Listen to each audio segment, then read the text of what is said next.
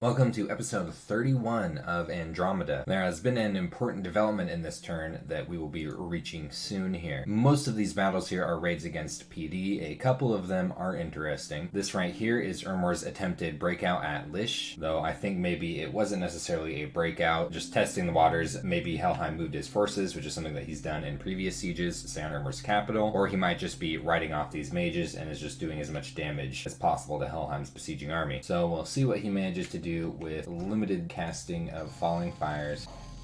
Wow, look at all those swordsmen that got wiped out by that. Jesus. Falling Fires is pretty powerful. Don't discount that spell. But you do need the units protecting the mages to be able to cast it. And you also generally want a better communion with Ermor so that the mages can keep casting Falling Fires. It does take out most of Helheim's mercenaries, which will slow down the siege a little bit, but that's all. And there was actually a decent amount of stuff here in Utavania from a route that Helheim is raiding with not a whole lot of Hellhirdings, but Hellhirdings are very powerful. That Equite immediately gets lightning bolted, and Astadi are not enough to turn around this raid alongside the PD. But yep, overall just raids. This is a Ermorian raid against Helheim. It's like the end of the world going on in Ermor, but there's still people who feel the need to come to his court with a few gems they found in some kind of weird ass bird. It looks like Ermor is evacuating Troll Canyons here, moving things all toward Ermor. Like he's expecting to lose this province in the near future, but he hasn't completely abandoned the area over by Saramati. He's doing a lot of recruitment here, getting a lot of gladiators. These things don't have a lot of longevity to them, but for the battle they're in, they do a lot of damage. These flails have 2 attacks, and they hit pretty hard. Though I like to shuffle in the Retiarii every 3rd unit personally, just for that net. But I do think that Ermor's main chance at this point is to stabilize in this region and sue for peace. It's a long shot, but at this point Helheim's economic advantage is really high, and he already had a very strong unit advantage. And Ermor's territory is split in 2. Helheim's got a pure highway right between Ermor's territory. And Ermor's feelings aren't too different from mine. In fact, I'd say they're a little more extreme. Ermor has decided that he has lost this game and is sharing any information he does have on Helheim with Kaelen in hopes that Kaelen may be able to use it against him. Ermor is saying that Helheim is refusing diplomatic interaction. I think this is probably true from Ermor's perspective, but Helheim has been conducting some diplomacy with other people. I do know a lot of people, when they're invading someone, they don't like to talk to them at all. Some people like to talk back and forth during invasion, others just do it silently. Kaelen is receiving an interesting message from Atlantis, which is potentially a military alliance against Russ, which would be a huge help for Kaelen right now, as he is definitely struggling in the war against Russ. He's also telling the story of the death of Shad Foth, who supposedly was nothing but a doper and an alcoholic. There was a single battle between Russ and Kaelen this turn, and this one was actually kind of significant in that when these birds came down,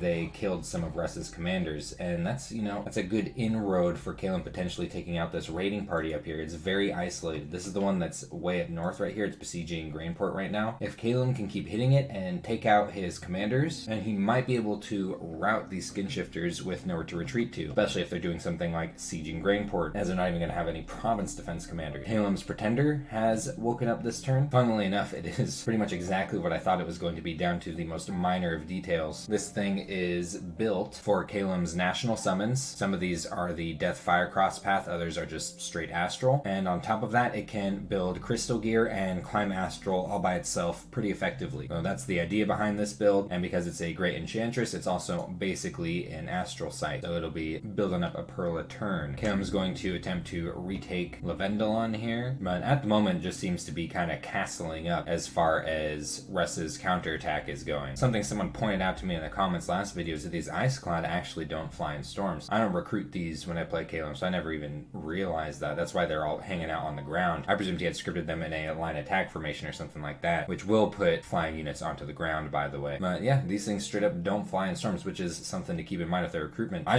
don't like recruiting them just because I think they're expensive for what they are, not just in gold, but in resources and recruitment. When you have this, you get 3 of these for the price of 2 Ice Clad, and in practice, I find they're just not not that different. Like, they are a lot squishier, but, you know, this is still a 2 attack per square flying exposed unit. It doesn't hit any harder. I generally like the Spirehorn Warriors as well as the Blizzard Warriors on the capital, just because the Frostbow is really cool. And sometimes I'll build up some Myra Warriors just because they're stealthy and their upkeep's not so bad. Kaelen's building quite a lot of Earth Boots right now, a Winged Helmet, Skull Staff, just lots of boosting items. Now, I know this is kind of just a silly nitpick here, but this thing has 34 research, his Pretender, whereas this Harib Seraph has 15, and this Harib Seraph can build a Skull Staff. So it would be a little more efficient with his research and mage turns. This thing could be doing something that other mages can't do, which because of his crystal mages isn't as much. I do suppose there's some things, like it's the only thing that has a cross path for Helmet of Heroes, which is okay. Elemental Armor is actually pretty good, though I don't know if Kaelen really has good uses of it at this stage in the game. That's a lot of Earth Gems. Well, Fuyafusa got his first visitor in over a year, and just like that, Tumbo is already leaving. Never even got to know him. And Helheim, I imagine, is probably feeling pretty good about the way this war is going, though his events not so much. People destroying equipment, Udavania is losing its value as a province, and the peasants are spreading rumors in Renthail. Yathenon has finally died of old age, but he did get one last casting of Arcane Probing out where there was nothing. And now we have Helheim's movements to check out. Looks like he's going to put a siege down on top of Troll Canyons, a tiny raid with a Van Jarl accompanied by a single Hellherding. This one isn't kitted too much, which might be why it has his bodyguard here. Putting tons of raiding parties around Sarmatia all through here. He's got a Van Jarl moving out onto Mapeto Cliffs. This one's got a Horror Helmet, gives a fear bonus. Elemental Armor, which is high encumbrance, but comes with a lot of resistances. I think this is particularly good armor for building SCs. A Burning Pearl, which gives attack skill, plus some fire resistance. And a Dancing Trident, which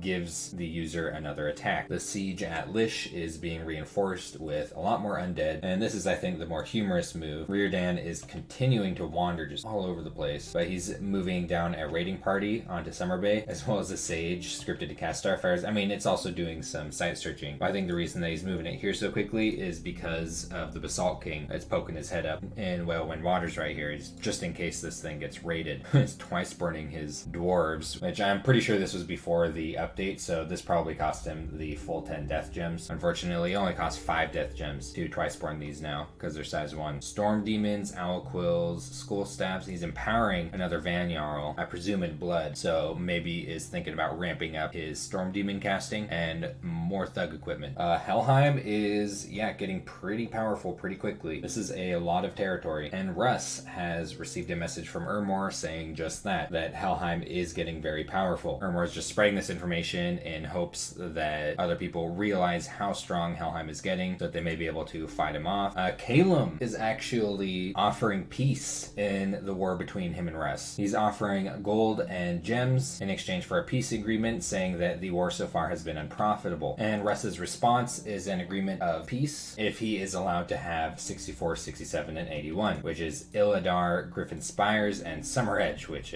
that's pretty bold of Russ for wanting this province here. I do believe that Kaelen's suing for peace at this moment, right as Hinnom is entering the war with Russ. Probably isn't the most beneficial for him, but if you don't keep tight correspondence with your neighbors or have good scouting, you might not be aware of these things. Though if Hinnom does move into this province here, Kaelen might notice that Hinnom and Russ are fighting at the moment. But we'll see how Kaelen responds. I think wanting Summer Edge might be a little too much for a proper peace agreement, but we'll see what Kaelen's attitude is toward this. Maybe he's feeling more on the back foot than I believe him to be. There was a pretty cool battle between Hinnom and Russ's turn. This is one of Russ's raiding parties, and it ran smack into a little bit of PD and a Mel card. Funnily enough, these bears actually aren't doing too well against the PD by themselves, though the blessing did miss a couple of them. One of them got passed to the Mel card, and now the bears are running off. So these bears aren't quite skin shifters. They don't have anywhere near the attack density. If you've just got nothing but bears in a raiding party, that's 1 attack per square. So I think having the Mel cart here was important, but there's a chance that this wouldn't have even taken out this PD right here. I think the skin shifters are much better for raiding than the Great Bears, and the Great Bears do better in larger supported armies. One of his wizards drank out of the wrong flask. Yep, he's the size of a goblin now. Idiot. Russ is making a dancing trident too. He might be thinking about building some thugs himself. Maybe a Son of Heaven. The stats are decent, just needs some equipment. I think there's also the Perkinu, which is really expensive, but does shape change, has recuperation. I see this as a little more important for the battlefield to be using as a thug. In general, though, I think these are capital only, aren't they? So no matter what, he would be using capital restricted recruitment on a thug chassis. Oh, this is funny. He's moving his army off of the siege here, not leaving anything behind. Might as well like leave the scout behind or something. So we are going to see a collision there between Kaelen and Russ next turn, and we are going to see what Kaelem's response is to Russ's demands. Now, Hinam, wow, has done a lot of site searching related stuff this turn. He's also received a message from Ermor letting Hinam know that he has lost in the war against Helheim. I think Ermor's thinking that Hinam is more likely to be able to do something about Helheim than other players, which, yeah, Hinam is in a very strong position. Ermor's saying that Helheim has a good blood economy. So does Hinam. Hinam has an excellent blood economy, getting 16 blood slaves a turn this turn, and on top of that, Hinam's luck scales are doing a lot for him income-wise. 552 gold here, and 685 gold gems and a snake ring. Snake rings are, they're very low construction. I think they are construction 0, like a trinket, but they are nice items in that they give 30 pretty much poison immunity, so they definitely have their relevance in certain situations. A lot of dwarven hammers. Right, here is the funny move, and that's in response to Ermor's messages. Oh, Ermor, you're losing the game, huh? Well, yeah, I'll just help myself. Why not? Hinam is getting a part of this pie. He's moving down to Dragon Scale Mountains with a Melkart, and it looks like he'll be moving a sieging force toward Tricia, which just might seem like a heartless move toward Ermor. What this actually is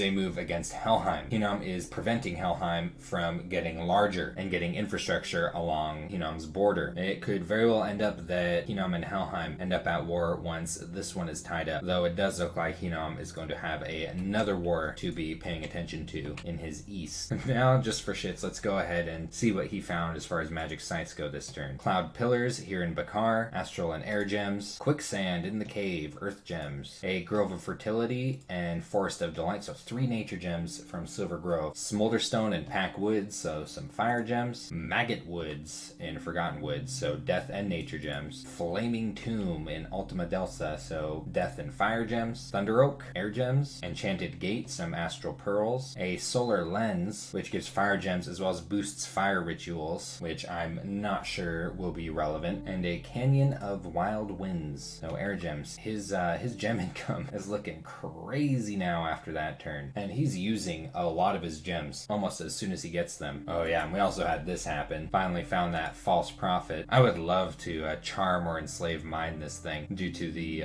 monster summoner, but I'm pretty sure it free spawns these right here, which is super hilarious. Like, they're not that powerful, but they're sacred and stealthy, which in the right nation with the right bless could actually be very useful. But yeah, the main inconvenience to Hinam is that these things are killing up his doggos, his blood-searching patrollers. Gosh, got torn up by wolves. That sucks.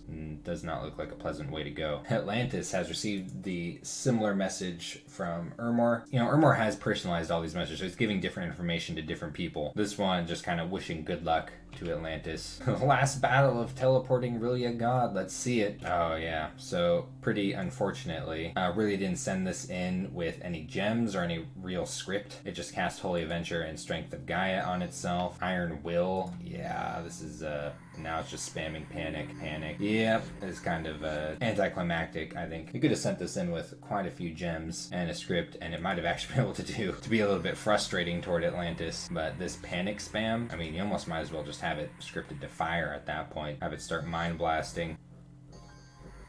And there it goes. So this was the last move of Raelysia. Didn't really do a lot. This is kind of a funny battle right here, though. Atlantis in his cleanup operation. His commander scripted, for whatever reason, to retreat. Whoopsies. Lost a few units. And a Kraken King is upset that he no longer holds dominion in the Sea of Silence. This sea was silent for a reason once. The Krakens made sure of that. They now will make sure again that all is quiet in the Sea of Silence. So something something that Atlantis may have to deal with at some point. Well, pretty much he could deal with it immediately if he wanted to, but I guess he's just not that worried about it. Continuing his cleanup operation in Raelysia, this right here is just another reason why I think Russ should maybe not have given up this province. Now if he's going to want it again, he's going to have to deal with Atlantis, though, Hinnom might be moving through as well. Though I imagine Hinnom's not going to want to touch anything having to do with underwater. I do wonder if Helheim is going to put up with Atlantis being here on the wetlands. Could potentially start a bit of a tussle. And I'm surprised Atlantis is still willing to move his Basalt Kings into province defense after what happened with Shad Foth over here. And there really isn't much to say about Raelysia. Amor is wishing him luck. I don't think there's anything Raelysia can do with luck anymore. And yeah, he's just chilling out until his flags disappear. So that has been turn 32 of Andromeda. Amor has seemed to have thrown in the towel, though unlike Raelysia, he's still keeping up tons of recruitment, mages, research, consolidating his forces, and not giving up until the very end. Kaelen is also suing for peace in the war with Russ. We'll see what he thinks about Russ's proposed turns in the next episode.